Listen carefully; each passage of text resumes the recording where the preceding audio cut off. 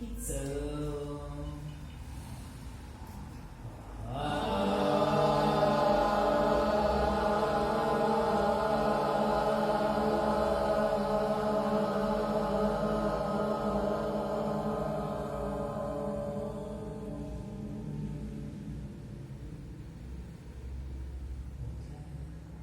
Hít sâu.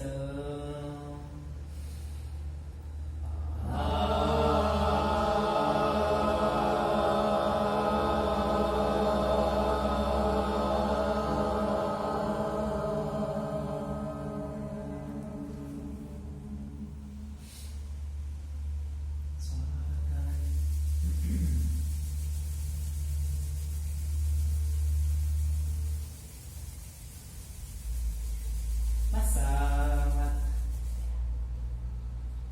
Từ từ. Mở. Ok. Nafas. Đi thắt tay lên, hai tay lên, hai tay. Từ từ hai vai về sau mặt mình về đi. Thở ra hai tay xuống cao xuống.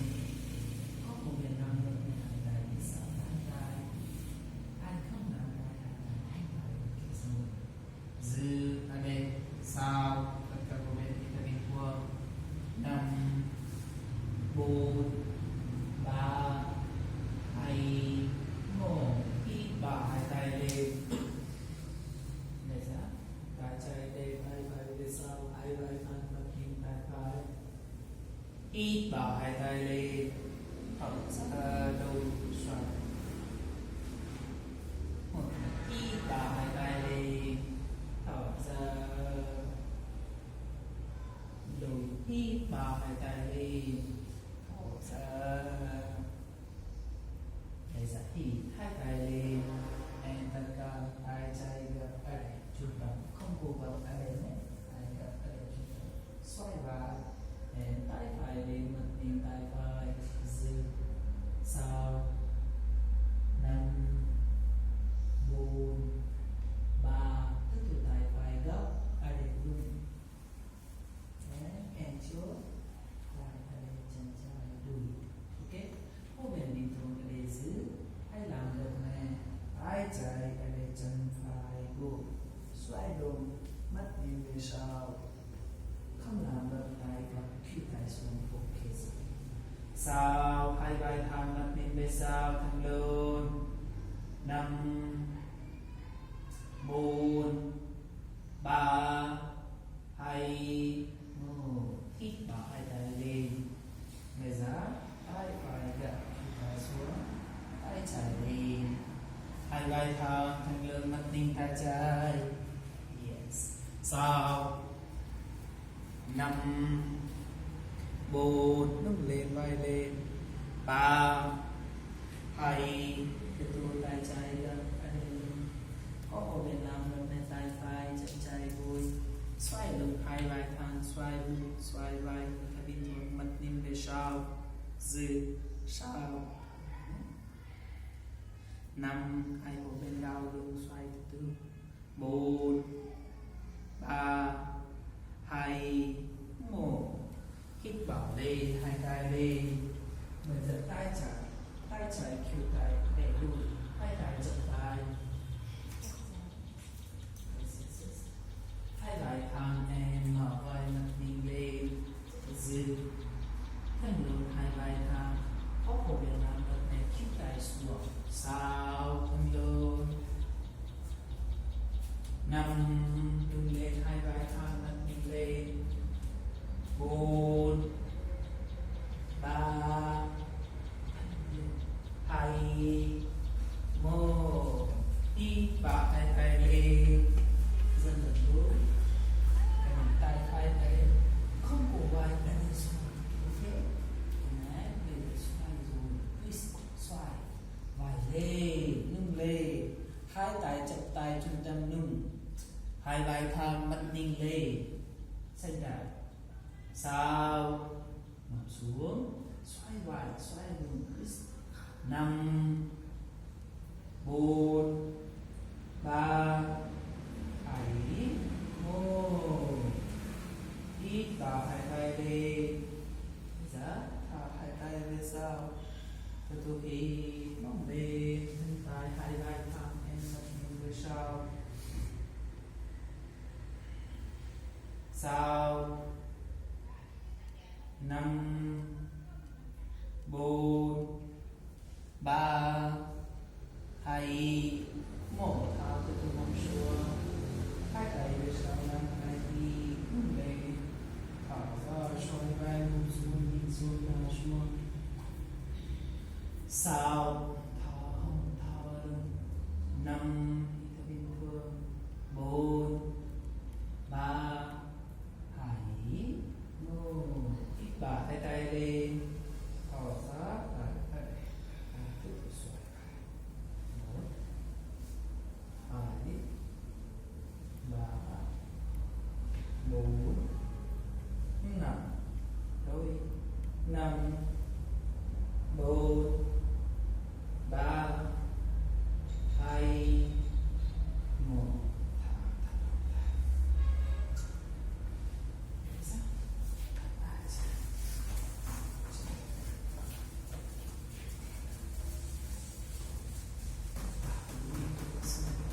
nè sau 5 4 3 2 1 xoay 1 thẳng đi hai tay giang tay hai chân lên hai chân phải tay phải về sau xoay vai bật lên tay phải thì tháo ra đôi xem một lần thì tháo ra bây giờ ai của Việt Nam gấp tay phải gấp tay lên lưng hai vai thẳng lên về sau giữ đẹp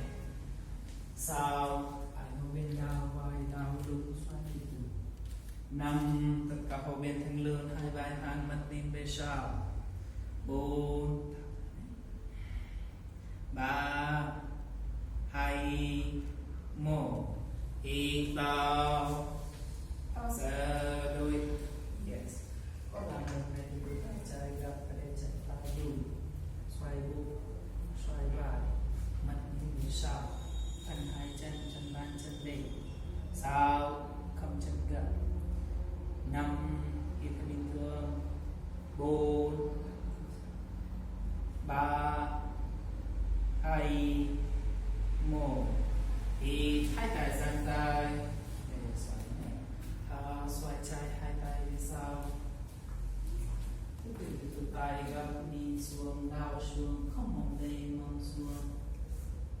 hít hai tay giang tay phải tiếp tục từ tay gập nhìn xuống đảo xuống hít tay giang tay thở ra ok bây giờ giữ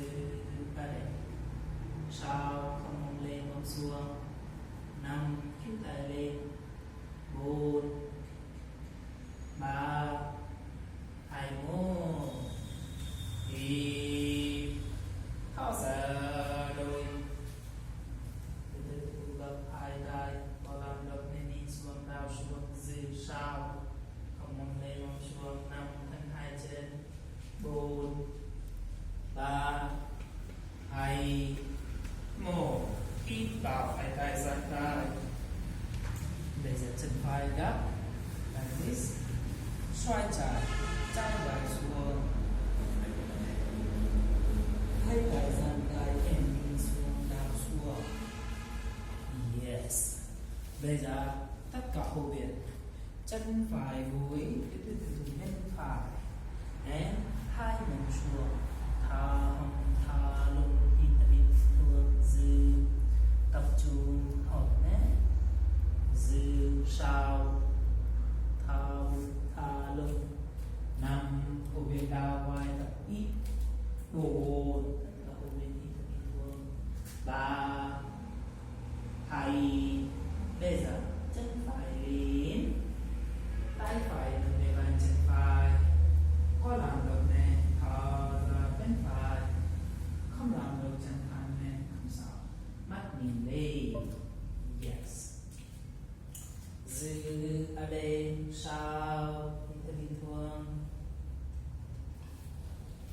5 4 3 thì bình thường. 2 1 thở chân thẳng lên hít, hai tay giang tay dang dang đùi, để giữ chân trái gấp phải thẳng, tô ra xoay phải, hai vai xuống, hai tay giang tay and nhìn xuống.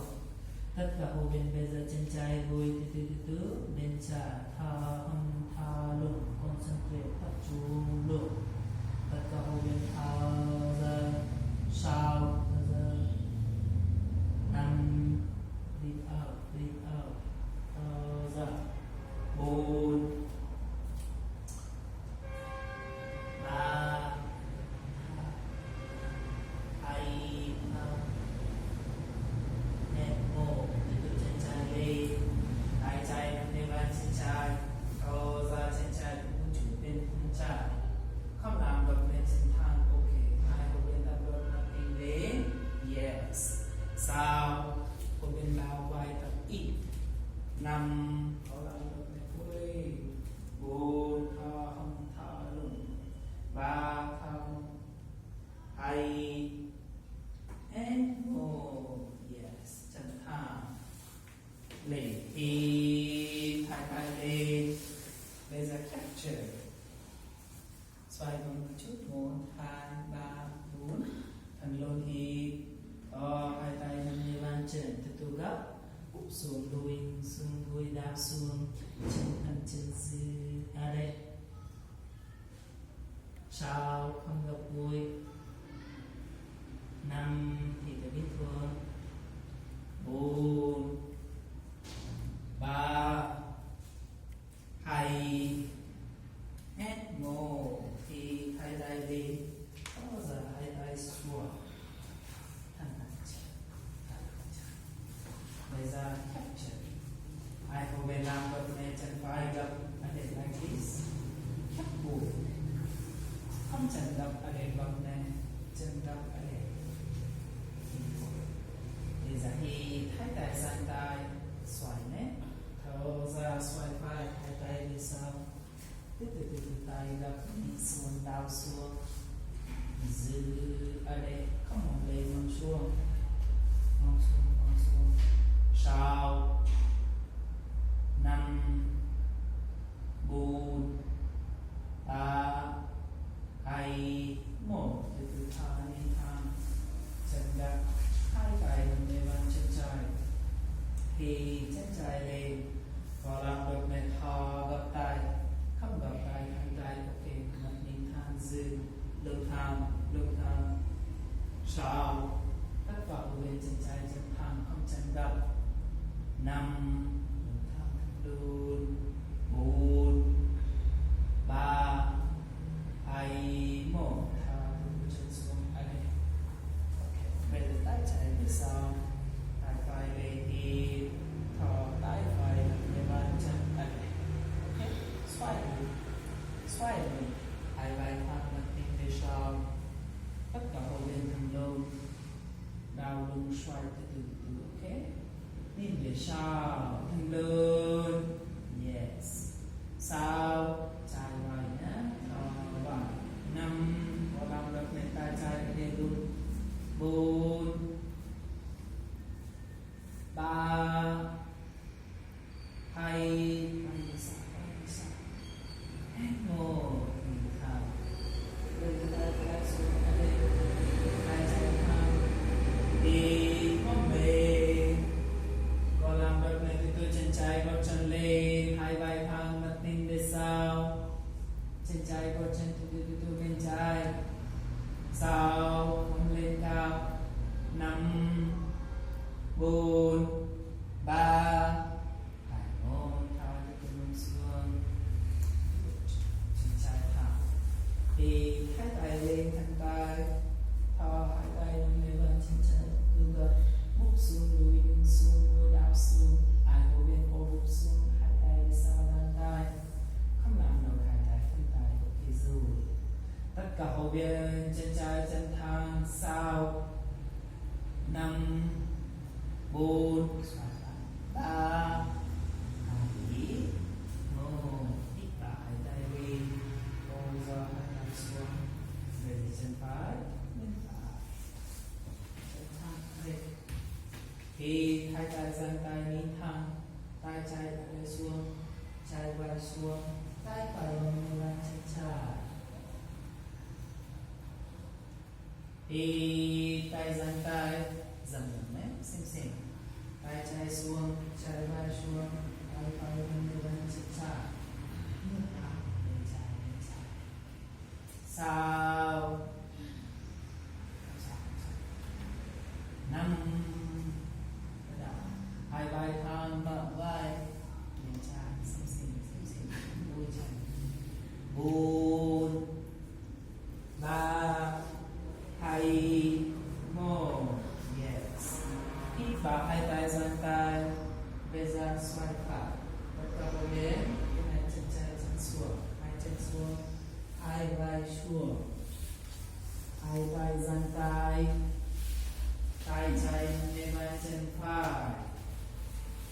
tay trái lên vai chân phải hai vai xuống mắt nín thẳng ok có hậu bên làm được nên tôi chân trái chân lên 30 độ một chút ok 30 độ 3 độ không nhiều 3 độ sau đi thẳng 5 hai vai xuống 4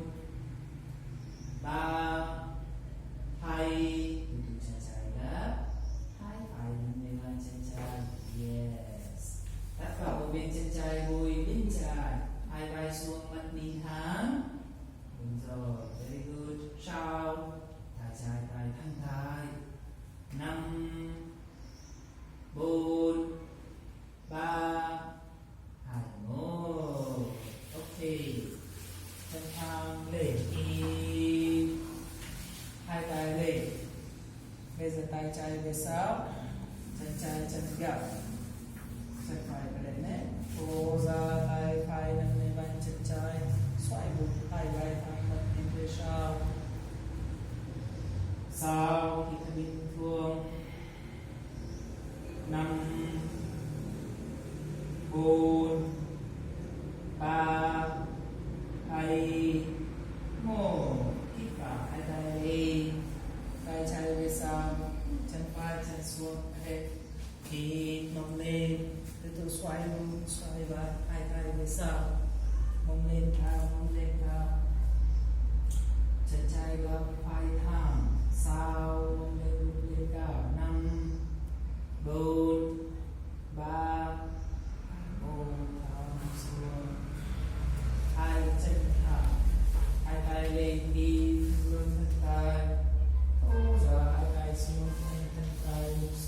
xuống cao xuống hai hổ bên cổ bụng xuống hai vai xuống hai tay về sau nâng tay tất cả hổ bên thân hai chân thẳng chân gập giữ sau 5 4 3 2 1 hít vào hai tay lên thở ra hai tay xuống thân hạ trên hai tay đấy mặt đấy thở trên về não xem đôi chân để ra chân trái all hold it làm được chân trái gập like this I hold it up in one tập chân gập like this hít hai tay dang tay thô ra xoay trái hai tay về sau từ từ gập nhìn xuống đau xuống không mong lên từ từ gập hai tay giữ sau thả lực 5 đưa lên đau xuống 4 hai hộp bên đau lưng đau vai tập ít 3 2 1 đi hai tay lên chân phải gập hai tay nâng lên bàn chân phải hít vào chân lên tiếp tục thò hai tay không gập tay không sau hai tay ok rồi nhìn thẳng sau 5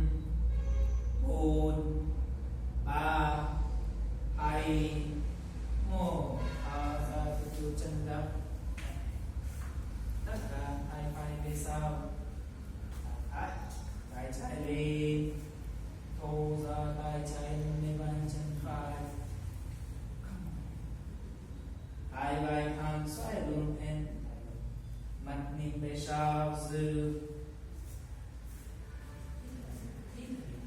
5 xoay bụng, 4 3 hãy nằm lên bàn chân, 2 1 hai tay lên, tay trái về sau, tay phải thẳng đi mông lên. Có làm động này thì tôi chân phải gối chân lên, chân phải gối từ bên phải, mông lên bụng lên, mặt nhìn về sau. Sau chân trái gối xuống gối, 5 gối xuống, chân trái 4 3 2 1 thẳng xuống, chân phải chẳng thẳng, hai tay lên đi, phải chân trái đã, gô ra hai tay lên bàn chân phải, gô lên tất cả hô bên tập trung rồi, tập trung. Sau khi ta bình thường, 5 có hô bên tập được hai tay sau bàn tay, 4 tập 3 2 1 hít vào hai tay lên, thả hai tay xuống, để chân trái bên trái, hai chân thẳng, ok. Hít hai tay dang tay thật ninh thẳng tất cả, tay phải xuống, thả vai vai xuống, tay trái nâng lên bàn chân phải, hai vai thẳng mà vai mặt ninh lên. Một lần hít dần dần nhé, xem ok. Thả tay phải xuống, vai vai xuống, xem xoay vai vai lên lên, từ sau cố lên tập trung. 5 tất cả hô bên vai vai xuống, mà vai mặt nhìn lên. 4 khi theo bình thường, 3 yes 2 1 hít vào hai tay dang tay, để ra xoay trái, hai tay về sau.